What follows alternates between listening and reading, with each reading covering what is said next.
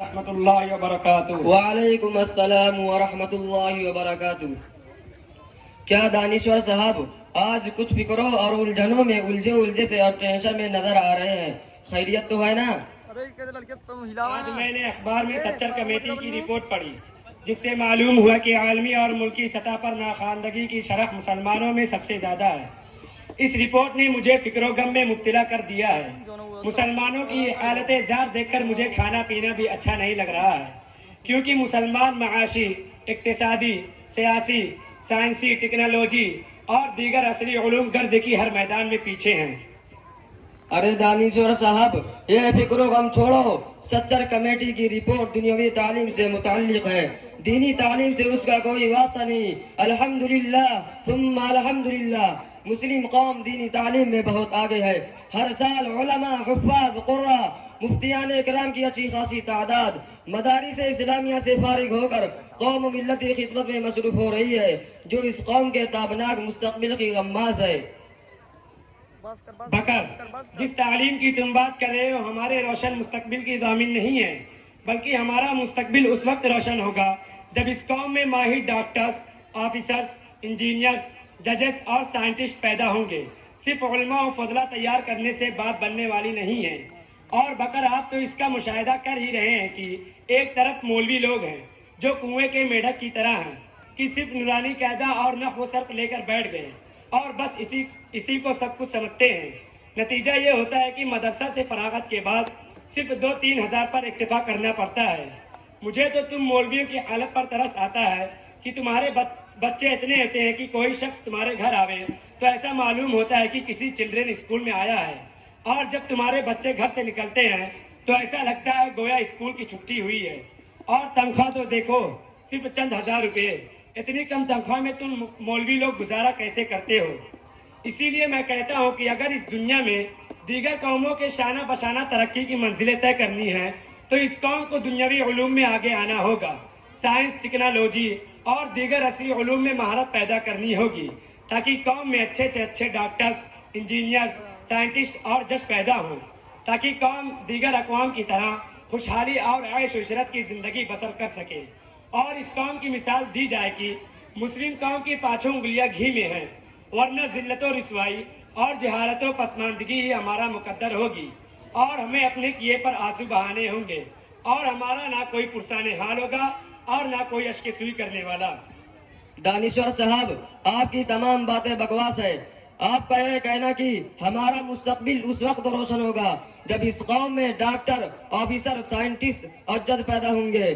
میں آپ سے پوچھتا ہوں، ہم جس دور کو اسلام کا تابناک اور روشن دور کہتے ہیں، یعنی صحابہ کرام، تابعین اور تبع تابعین کا دور، کیا اس دور میں آج کل کی طرح ڈاکٹر، انجینئر، آفیسر، جج اور سائنٹسٹ موجود تھے؟ نہیں۔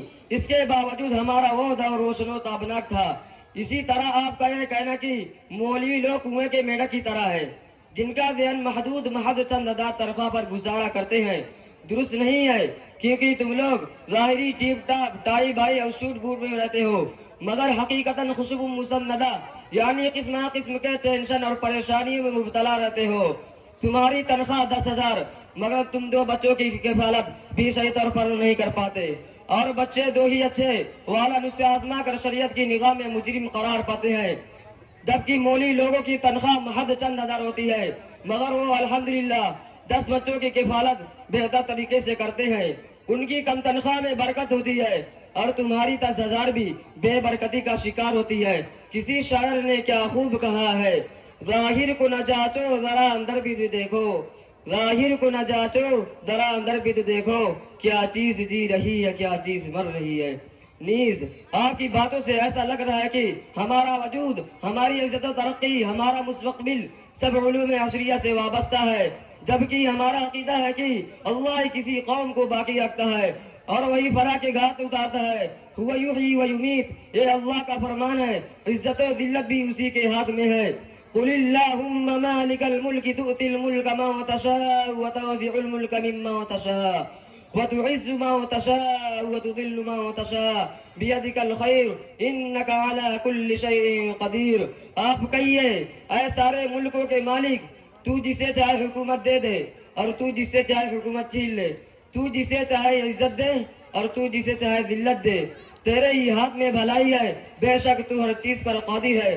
مجذوب رحمت اللہ علیہ کیا خوب کو فرما گئے، تمہاری قوم کی بنیاد ہی ہے دین و ایمان پر، تمہاری قوم کی بنیاد ہی ہے دین و ایمان پر، تمہاری زندگی موقوف ہے تعمیل قرآن پر، تمہاری فتح یابی منحصر ہے فضل اجزا پر، تمہاری فتح یابی منحصر ہے فضل اجزا پر، نہ قوت پر، نہ کثرت پر، نہ شوکت پر، نہ ساما پر۔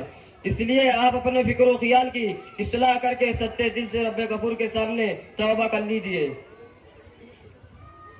بھائی بکر، مجھے آپ کی باتوں سے اتفاق نہیں ہے، کیونکہ آپ کی باتوں سے ایسا معلوم ہو رہا ہے کہ علوم اصلیہ کی بالکل ہی ضرورت نہیں ہے، اور یہ علوم بالکل لغو و بیکار ہے، اور قوم کا اس میدان میں آگے بڑھنا آپ کو انتہائی ناگوار ہے۔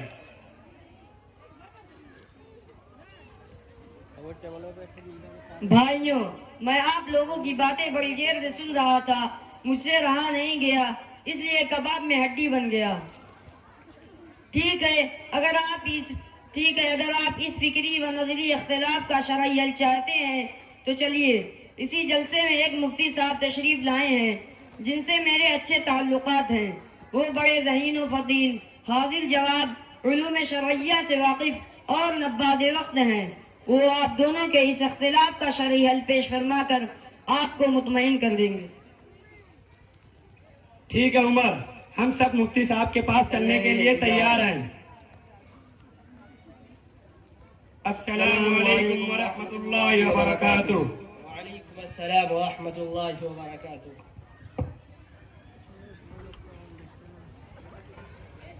حضرت مفتی صاحب، زید کا یہ دعویٰ ہے کہ مسلمانوں کا روشن مستقبل وجود و بقا، عزت و سرخروئی اور فلاح و ترقی عصری علوم کے حاصل کرنے اور اس میں سبقت لے جانے پر منحصر ہے، اور دینی علوم میں اس کی ضمانت نہیں، جبکہ بکر زید کے اس نقطۂ نظر کے بالکل مخالف ہے۔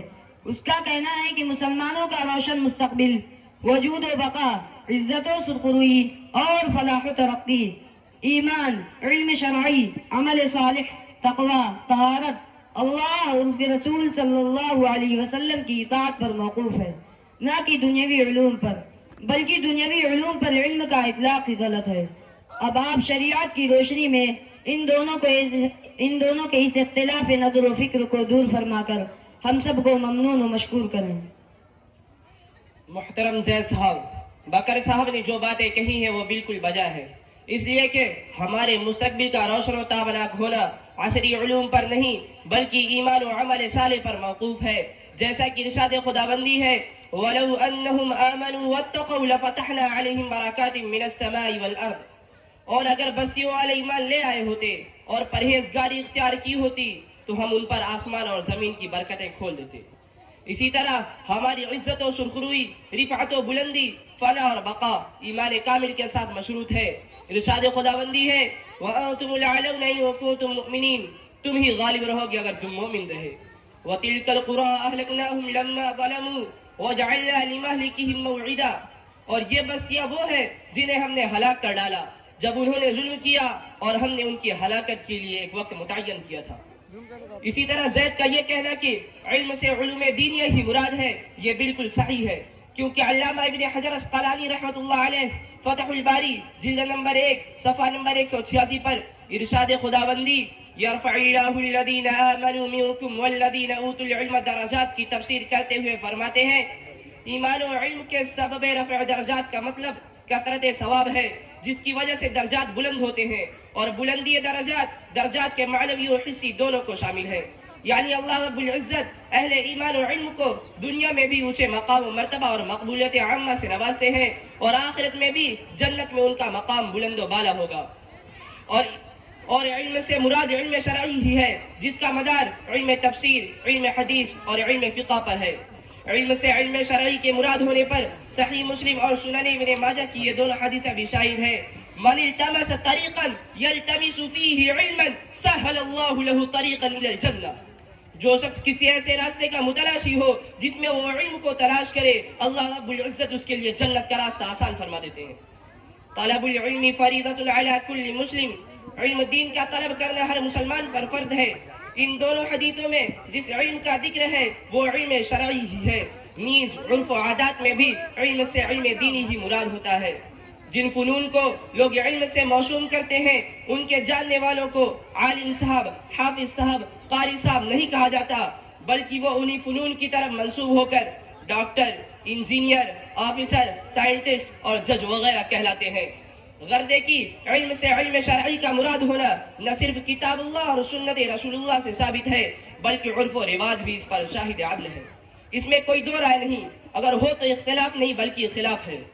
لیکن ان تمام باتوں کے باوجود کہ ہمارا مستقبل، ہماری رفعت و بلندی، ہماری فلاح و ترقی ایمان، عمل صالح، علوم دینی اور طاعت کے ساتھ وابستہ ہے، اس حقیقت سے انکار نہیں کیا جا سکتا کہ علوم عصریہ کا حاصل کرنا نہ صرف مباح بلکہ فرض کفایہ ہے۔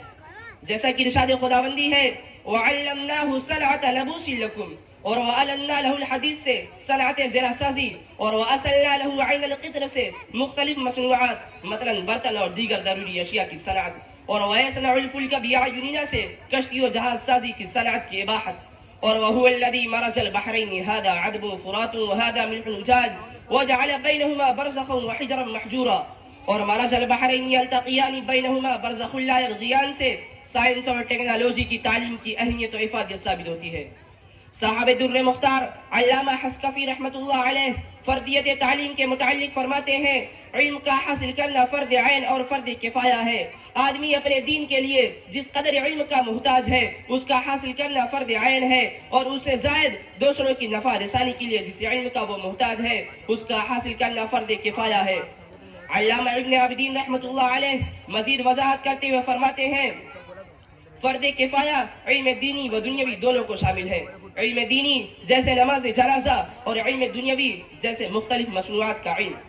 صاحب تبیین المحارم فرماتے ہیں علم سے مراد فرض کفایہ سے مراد ہر ایسا علم ہے جس کے بغیر دنیاوی امور انجام پذیر نہیں ہو سکتے، مثلا طب، حساب اور اصول صنعت و زراعت وغیرہ۔ خلاصہ کلام یہ ہے کہ علم دین کا حاصل کرنا فرض عین ہے، اسی میں ہماری بقا و فلاح اور عزت و ترقی مضمر ہے، اور علوم دنیاویہ کا حاصل کرنا نہ صرف جائز و مباح بلکہ فرض کفایہ ہے۔ ہمارے اور غیروں کے ترقی کے اصول جدا جدا ہے۔ غیر چونکہ احکام شرعیہ کے مکلف نہیں ہے، اس لیے دنیاوی ترقی کے لیے انہوں نے جو غیر شرعی اصول اپنا رکھے ہیں دنیا میں ان پر اس کا کوئی وبال نہیں ہوگا اور وہ ترقی کی منزلیں طے کرتے چلے جائیں گے، جبکہ مسلمان شریعت کے مکلف ہیں، اور اگر وہ اصول شرعیہ کو چھوڑ کر غیر شرعی اصولوں کو اپنا کر ترقی کرنا چاہتے ہیں تو وہ کبھی بھی ترقی نہیں کر سکتے، اور اگر کچھ ترقی کر بھی لیں تو وہ پائیدار نہیں ہو سکتے۔ مفتی صاحب، آپ نے جس طرح قرآن و حدیث کی روشنی میں علوم دینیہ اور علوم دنیاویہ کی وضاحت کی ہے، ہمارے دل کی تو دنیا ہی بدل گئی۔ مفتی صاحب، آپ سے ایک بات اور پوچھنی ہے کہ جس طرح جگہ جگہ اسکول کالج قائم ہیں، اگر ہمیں اپنے بچوں کا داخلہ کرانا ہو تو ہم صحیح فیصلہ ہی نہیں کر پاتے ہیں کہ کس اسکول مدرسے میں اپنے بچوں کا داخلہ کرائیں۔ برائے مہربانی صحیح رہنمائی فرمائیں۔ بھائیو، جب آپ لوگوں نے مجھ سے اتنی اہم بات پوچھ لی ہے تو میں آپ کو بتاتا ہوں کہ آپ کے ضلع اور آپ کے علاقے میں یہ مدرسہ اسلامیہ نصیر العلوم کھٹانا ہے۔ اس مدرسے کا کوئی ثانی نہیں ہے، اور اس مدرسے میں ماہر اساتذہ کی نگرانی میں علوم دینیہ کے ساتھ ساتھ نرسری سے درجہ 10 تک کی ٹھوس تعلیم دی جاتی ہے۔ اور میں آپ حضرات کو یہ بھی بتانا چاہتا ہوں کہ میں نے بھی اسی مدرسے سے تعلیم حاصل کی ہے، اس لیے آئندہ بے جھجک آپ اپنے بچوں کا داخلہ اسی مدرسے میں کرائیں اور پاس پڑوس کے لوگوں کو بھی اسی مدرسے میں داخلہ کے لیے متوجہ کریں۔ السلام علیکم ورحمۃ اللہ وبرکاتہ۔ وعلیکم السلام ورحمۃ اللہ وبرکاتہ۔